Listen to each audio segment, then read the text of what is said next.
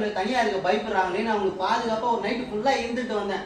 அதுக்கு போய் அந்த அடி அடிக்கிறாமா என்ன பண்றது? உதவி பண்றதுக்கெல்லாம் கூட அடிக்கிறாங்க. ஆனா நீ அப்படி இல்லம்மா, என் பிள்ளைய நல்லா உள்ளங்கையில வச்சு தாங்குறமா. கையில மட்டும் இல்ல மாமா, கால்ல மட்டும் வச்சு தாங்குவேன். என்னம்மா?